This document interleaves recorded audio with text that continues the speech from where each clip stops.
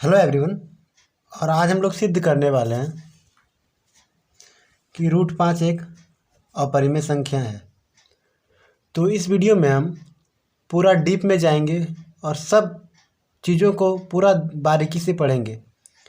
इसमें मैं आपका एक भी चीज़ नहीं छोड़ने वाला हूँ, सभी चीज़ों का मतलब मैं आपको समझाऊंगा। तो चलो फिर सिद्ध करना स्टार्ट करते हैं कि √5 एक अपरिमेय संख्या है। तो सबसे पहले हमें समझने की ज़रूरत है।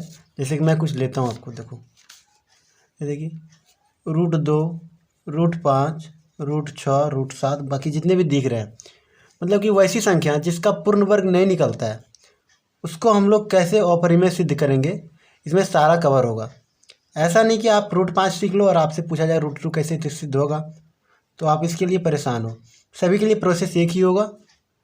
और तो चलिए हम लोग अब सिद्ध करना स्टार्ट करते हैं। तो सबसे पहले मैं पूछूं कि अपरिमेय संख्या किसे कहते हैं, तो आप कहोगे वैसी संख्या जिसको हम p/q के रूप में नहीं लिख सकते हैं, उसे हम लोग अपरिमेय संख्या कहते हैं।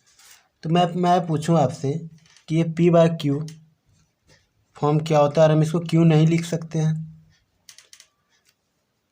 तो मैं बताता हूँ आपको हम इसको क्यों नहीं लिख सकते हैं। जैसे कि पता होगा √2, तो √2 की वैल्यू जो होती है 1.41 इस तरह चलती रहती है। और ये वैल्यू को हम लोग तो क्या, सुपर कंप्यूटर जो इंडिया का है वो नहीं फाइंड कर सका है। मतलब अगर ये वैल्यू अरबों खरबों तक जाती रहती है, अगर ये 1 करोड़ के बाद भी जाके अगर रुक जाती तो हम इसको परिमेय संख्या बोल देते। लेकिन ये वैल्यू 1 करोड़ क्या 1 अरब के बाद भी जाके नहीं रुकेगी, इसलिए हम इसको अपरिमेय संख्या कहते हैं। तो चलो फिर हम लोग अब सिद्ध करते हैं कि जैसे कि देखो, हम लोग सभी जानते हैं √5 क्या है। √5 एक अपरिमेय संख्या है और हमें सिद्ध भी करने के लिए दे दिया गया है क्या, √5 एक अपरिमेय संख्या है। तो एक बार बताओ, क्या √5 एक अपरिमेय संख्या, इसको दुनिया जानती है, लेकिन इसको सिद्ध करने के लिए हमें इसको इसका जस्ट अपोजिट मानना होगा। जैसे कि √5 एक अपरिमेय संख्या है, अगर इसको हमें सिद्ध करना है तो हमें क्या मानना होगा, √5 एक अपरिमेय संख्या है। अगर आपको दिया जाता है कि अब 5 एक परिमेय संख्या है, इसको सिद्ध करें, तो आप हम लोग क्या मानते कि √5 एक अपरिमेय संख्या है, मतलब जस्ट अपोजिट मानना है। तो चलो हम लोग अब आगे समझते हैं। सबसे पहले हम लोग मान लेंगे, माना कि √5 एक परिमेय संख्या है। अब परिमेय संख्या का डिफिनेशन दुनिया जानती है। वैसी संख्या जिसको हम p/q के रूप में लिख सकते हैं उसे हम लोग परिमेय संख्या कहते हैं। तो चलो लिख दिया हमने, √5 को हमने परिमेय संख्या मान लिया है। परिमेय संख्या वाला और p/q। अब p/q मान लिया हम इसको, तो जहाँ पर p और q क्या होंगे, पूर्णांक हैं। मतलब कि इस फॉर्म में 3/4, 2/3। ये ऐसा नहीं कि 1.5/2, ऐसा ये नहीं होगा बिल्कुल भी, ठीक है। तथा p और q में कोई उभयनिष्ठ नहीं है। p और q में कोई उभयनिष्ठ गुणनखंड नहीं है, पूर्णांक नहीं है। अब इसका मतलब क्या हुआ, देखो 2/3, क्या ये एक को छोड़ के और किसी भी संख्या से कटेगा, तो आप कहोगे बिल्कुल नहीं कटेगा सर। मैं पूछूँ 4/9, 4/6, क्या ये कटेगा, हाँ सर ये 2 से कटेगा। तो ये p/q के फॉर्म में जो है ऐसी फॉर्म में है, ठीक है। तो हम लोग लिख लिए √5 एक परिमेय संख्या है।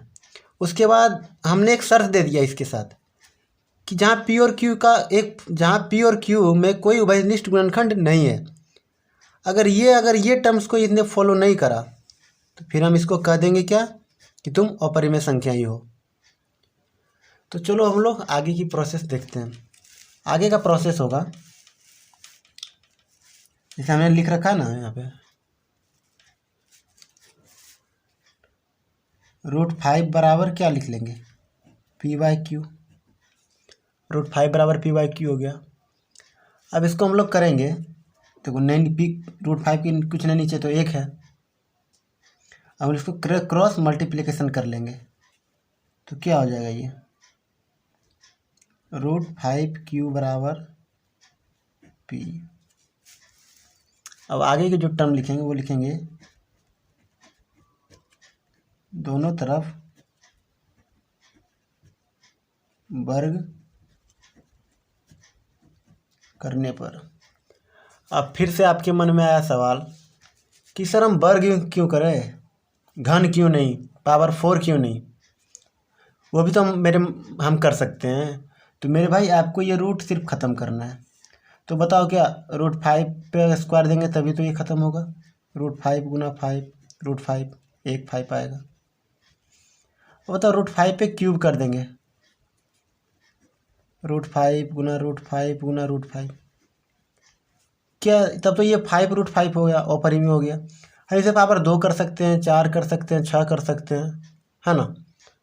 तो आप लोग आगे देखेंगे लिखेंगे दोनों तरफ वर्ग करने पर। तो करो फिर वर्ग, √5 क्यू बराबर p, दोनों तरफ कर देंगे वर्ग। तो क्या हो जाएगा √5 गुना √5 एक 5 क्यू स्क्वायर बराबर p स्क्वायर। अभी ना अब ये 5 को इधर कर देंगे, क्यू स्क्वायर बराबर p स्क्वायर अपन 5। इसको हम लोग समीकरण 1 मान लेंगे, ठीक है। एक बार बताओ यहाँ पे हम लोग लिखेंगे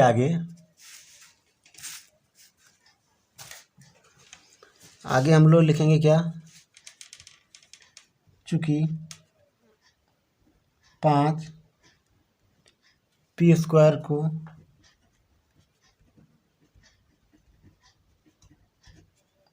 विभाजित करता है तो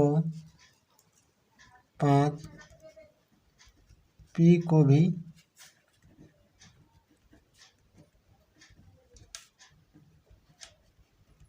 विभाजित करेगा।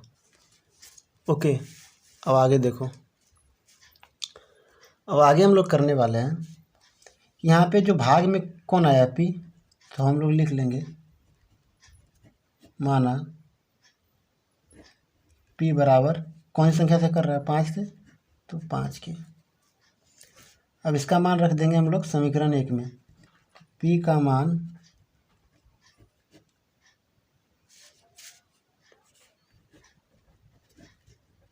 समीकरण 1 में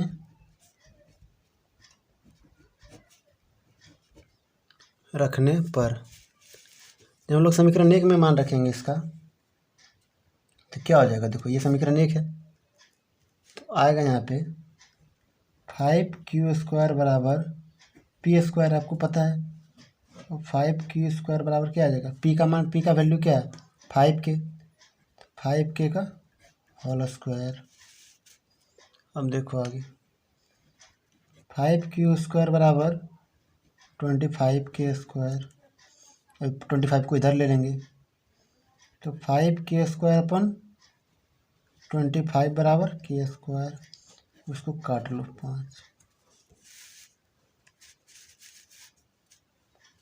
क्या आएगा क्यू स्क्वायर अपन 5 बराबर k स्क्वायर। अब लिखेंगे हम लोग चूँकि 5 क्यू स्क्वायर को भी विभाजित करता है तो 5 क्यू को भी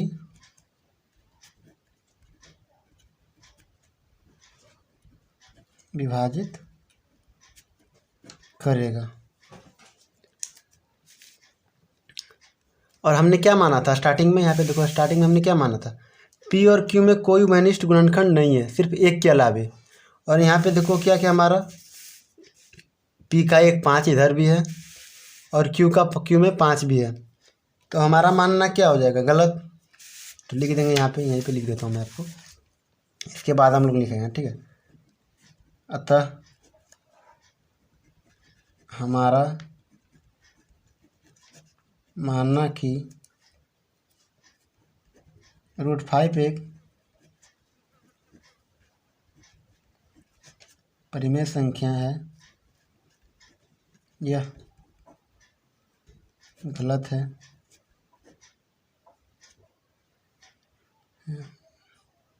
अतः √5 एक अपरिमेय संख्या है।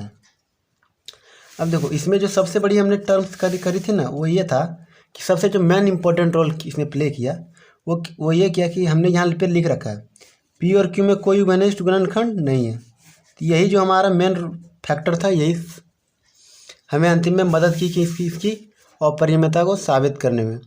सो आई होप आपको ये वीडियो पसंद आया होगा और इस वीडियो से आपने बहुत कुछ सीखा होगा। सो चलो फिर हम लोग नेक्स्ट वीडियो में मिलेंगे। तब तक के लिए अपना ध्यान रखिएगा और आपको वीडियो पसंद आई है तो वीडियो को शेयर ज़रूर कीजिएगा। Okay, thank you.